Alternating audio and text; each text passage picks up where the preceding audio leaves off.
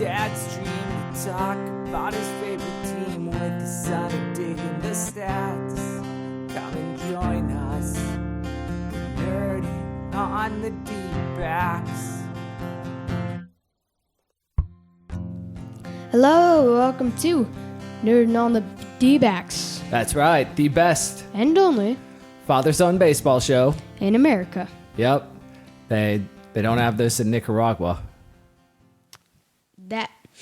So, this is a very special episode because we got our first sponsor. That's right, first sponsor. Woohoo! We are sponsored by Cups. You put your drinks in them. We are also sponsored by dishwashers. You put your cups in them. Thank you to the Big cup and big dishwasher. yes Yeah. for sponsoring us. Yeah, appreciate it. That's awesome. They gave us- Got my cup right here. Yep, I got mine. Ironically, this one doesn't actually go in the dishwasher. That one, this maybe. Neither does that one. No. So we yeah. put Anyway, our drinks in them. now, now that we threw that bit at you, please like, comment, subscribe, rate, review, and also channel your inner kindergartner And share. and share. That's right. That's what we want to do. So this is our very, very fun and lovely and amazing baseball game show that is taking a hold of, well, all like 50 people that listen to this show, which we appreciate you, called Did You Really Just Say That? Yay! Ooh. You want to tell all the boys and girls what Did You Really Just Say That is? Well, Did You Really Just Say That is a prediction show, and all our predictions must be quantifiable. How many predictions are we going to make? 3 predictions. That's right. Each show. show. Yep. And we will track the predictions with hits, batting average, doubles, and home runs. And we will decide on the hit type for each prediction when we make it. That's it. So very cool.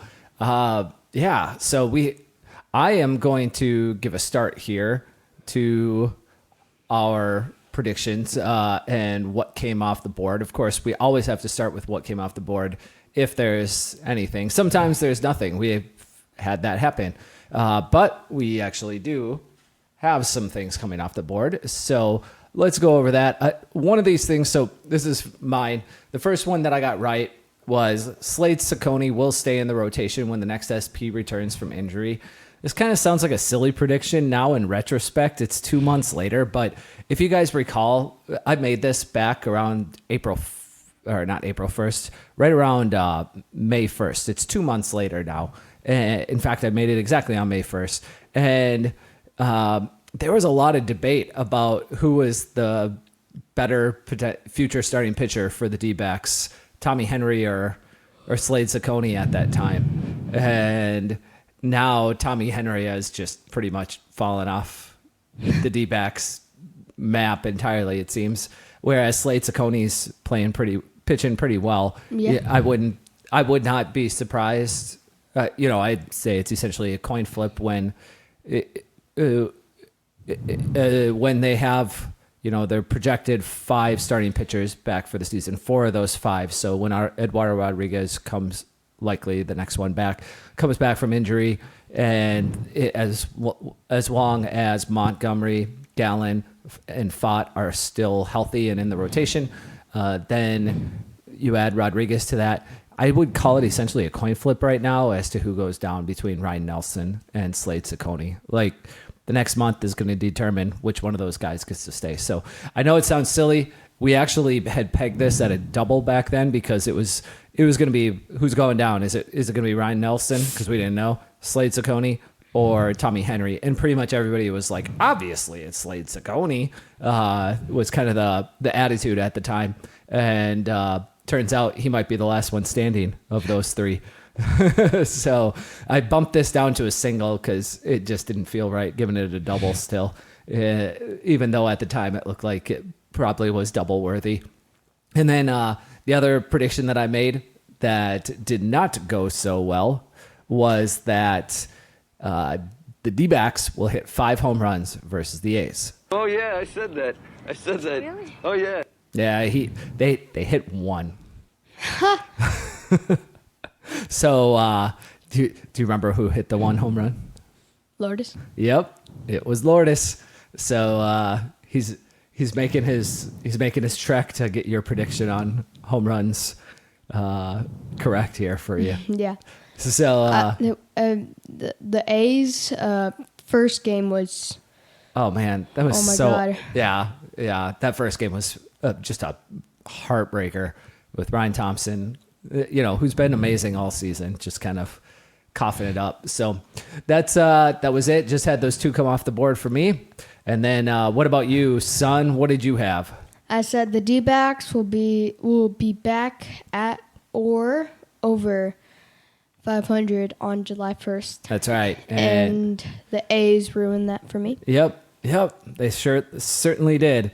If they had won that one game, if they could have just held on in the 8th inning. I think it was the 8th inning. I forget if it was the 7th or 8th, but I think it was the 8th inning. If they could have just held on to that 4-3 lead, they would have had it for you. So, but they didn't. And so here we are, 2 games under 500 on July 1st. So that brings us to what our stat lines are so far for this season. Yep. Phoenix, why don't you tell everybody what we got going on? So for Dad's batting average, it's 4.33 batting average, and he has 3 doubles and 1 home run. And for me, I have .300 and 3 doubles, 2 home runs. Yeah. Because that's me. You said that. Really? Yep, those are the numbers on the season. I don't get it. I don't get on base as much. Yeah, I really started off the season going for a lot of singles. I commented on that, and I've been trying to hit a lot more extra base hits going forward. So I've always been hitting home runs. Yeah, that's right. Because my predictions are. I feel like this one here is a single, my first prediction, but we're just going to go with it because it's already up there. So, do you want to start this week, or should I give it a go here, Phoenix? You give it a go. All right. So I have, for my first prediction this week, I have the D-backs will acquire at least 2 players from other teams at the trade deadline. He really said that? Yes. Yeah, and so I'm not sure as of right now if they're going to be buyers or sellers, but I suspect they will be active kind of regardless. Like, the one thing the D-backs can't afford to do at the trade deadline coming up is sitting pat. They either need to go for it and acquire another good reliever, preferably a left-hander, and they need to get a third baseman, or possibly a starting pitcher, though I doubt that part's going to happen, just because you got Merrill Kelly and Rodriguez both coming back within a few weeks of the trade deadline. And so I don't think that part would happen, but you probably need a reliever or 2 and a third baseman. And so I just think they're probably going to get one of those. And if they decide to go sellers, they're going to get a bunch of prospects for they got Christian Walker, who's on the final year of his contract. They have, who else am I missing? Miguel Castro, who's coming back from injury here this week, as we discussed. He's targeting a Wednesday return here versus the Dodgers, actually. So in a couple of days. And I know I'm missing one other big player on their team. Who am I missing? Who would be an obvious trade candidate? Jake. Grandel Grichuk, maybe. I think he's on the final year of his contract, and he'd probably be a good trade piece. Jake McCarthy, he's not on the final year of his contract, but I could see Jake McCarthy getting traded, whether they're going for it or they're selling off all their pieces and just cashing in and going for 2025. It wouldn't surprise me either way. Paul Seawold. That's who the other guy is, who would be a big Walker and Seawold would be kind of the two big attractions that you could get out of there. And I think you could probably get something good for Grichuk and McCarthy, as well as something at least for Castro. Somebody would trade for Castro. What about Gino? Nobody's trading anything for Gino. Okay. Yeah.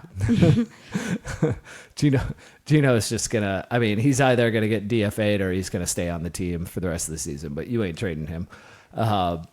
That's my prediction. I think that is like I said, a firm single. Yep. 2 players is pretty much nothing, and I think that's very, very likely to happen. Yeah.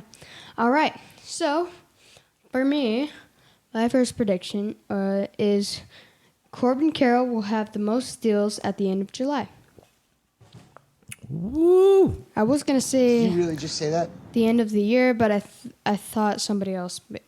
One of us made a prediction about that already. Yep. So you think he'll lead the team, or you think he'll just lead in the month of July, just for the month of July itself? Because his steals have been down. No, like the whole season. You think he'll maintain that lead? Yeah. Okay. Yeah, I'm gonna give that one a solid single, but it's a single nonetheless. Yeah. Yeah. Very cool. Corbin's. I don't remember. I wish I had some.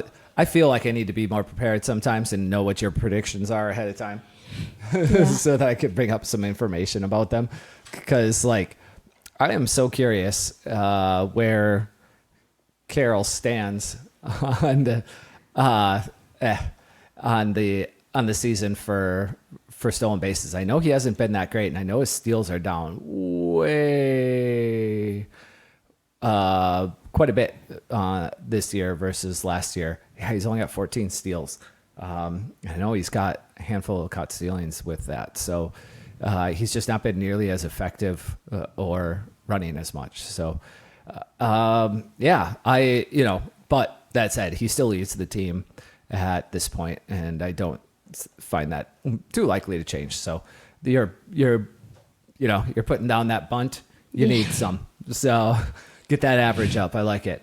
So I am going to my second prediction is that going into the All-Star break, the Dbacks will be just one game under 500. They are right now, aren't they? They're 2 games under 500. Oh. So I think they have 13 games left. They've got 3 games on the road here against the Dodgers, and they're catching the Dodgers at the right time. Dodgers have a lot of injuries right now. Mookie Betts is down. Max Muncy is down. That's 2 of their 5 best hitters. And then Walker Buehler is down. Yoshi, I don't even know how to say his first name, Yamamoto and Buehler are both down. Those guys were both expected to be in the rotation at this point. And so the rotation doesn't look awesome. It's the Dodgers, and they've always got really good starting pitchers coming up. And I don't know how they do that all the time. And Kershaw's not back yet. So... that said, they got Gavin Stone and Landon Knack, who have both been absolutely fantastic so far this season. And they also are catching Bobby Miller, who was terrific last season and was a popular Cy Young pick coming into 2024. And he has not been good so far this season. But I still think it's possible between that and then you got the Padres. Same with the Padres. Lots of injuries. Tatis and Bogarts are both down. Darvish and Musgrove are both on the injured list. The rotation looks very weak outside of King, who we're likely going to miss, and Dylan Cease, who is projected to start against us, but I don't think that's too much to overcome. A split and then we come back home. A split. So I think they can go 3-3 between the Dodgers and the Padres, and then a split with the Braves at home seems likely because it's a 4-game set. It's a 4-game series, and like I've said before, I don't know that this is accurate, but it seems like 90% of 4-game series are splits. And then they play a series versus the Blue Jays at home to finish to go into the All-Star break, and the Blue Jays are not a very good team. and they've played worse than the injury-riddled D-backs pretty much all season. And that adds up to a 7-6 record in those next 13 games leading to the All-Star break. And if they can pull that off, they'll be one game under 500, and they have got a cake schedule coming out of the All-Star break for about the next 3 weeks. It's amazing. They got lots of couple series against the Pirates. They play. They got a really simple schedule. So that's going to be awesome. All right. You just said that. And I just want to say, I think this is probably a double when you have to go on the road to face the Padres and Dodgers, and then you have to face the Braves at home. That's pretty tough. That's tough to come out with a 500 record in those 10 games. So, but I think they're going to do it. So, All right. yeah. So, I also made a series prediction. I said the D-backs and the Dodgers will have a combined 6 runs in all of their games in this series. So, like, it's either like 6 or more runs In every game. Yeah, so I'm saying like This prediction. So they're gonna it's gonna be high scoring games this series. So it's gonna be like 3. That's 6. Learn your math. That's right. You just said that. And channel into kindergartner and learn some math. Learn some math. So yeah, I think they're just gonna be very high scoring. I said before I thought about saying 5, but I was like, no way, they're gonna score way more because that's how the D-backs are right now. Yeah, I mean, I do think it's pretty achievable to score 6 runs combined in all of those games, but I still like it as it's a creative prediction. I like that a lot. Very cool. All right, so my third and final prediction is that between now and the All-Star break, Joc Pederson, so in the next 13 games, Joc Pederson is going to lead the team in home runs over that 13-game span. And I say that because... Yeah, you just said that. Yeah, the D-backs, as of right now, are projected to face only 2 left-handed pitchers in those 13 games. That's all I need to know. Oh, wow. Because that means a lot of Joc. We're going to get some Joc rock going on. So, yeah, Joc Pederson, smash some taters, buddy. Smash some taters. Wow. Okay.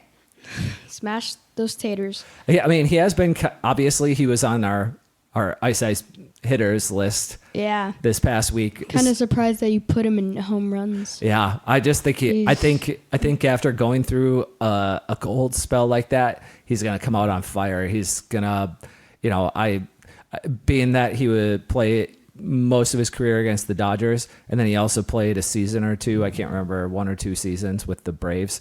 He's got a lot of ex teammates that he's going to be playing against, and I feel like he's going to put a little extra juice into that bat. Well, whichever bat it is he uses, because he never uses his own bat. That's like Joc Pederson's thing. He just uses everybody else's bat but his own. Oh. Okay. Yeah. So I also made a Joc prediction. All right. I said Joc Pederson will have because you loved this word last time, hugest walk percentage on the team for the whole season. At the end of the season. Okay. All right. Yep. He's gonna have the. I threw his walk. So his walk rate. Yeah. Okay. Well, no, his. Yeah, I think walk rate. Walk rate or walk volume, because there's 2 different things. Walk rate is like he walks at like a 12% rate, which is pretty amazing. He probably actually walks more than that. He probably walks 15% of the time. Or it could be walk volume, which is like he'll have 80 walks at the end of the season. Probably walk. I already rate. did Walk rate. Okay. I was gonna say I already did I did a parlay, if you remember, at the beginning of the season with Joc and how many walks he's gonna get or he's gonna lead the team with. So right. Walk rate is perfect. So very cool. Yeah. Yeah. I just said that. Yeah. So that's it. That's a nice short episode there for you, for all you kiddies. Kitties? Yeah, D-backs, you D-backs and areas. I appreciate you guys for checking us out. Thank you so much. And we're gonna have to you're gonna have to work with your brother. You got to get him that special outro. I hope we're gonna do We're gonna pretend like we're ending the episode, and then we're gonna do our outro. But I'm gonna cut it, and if everything goes well, you're gonna have a special outro.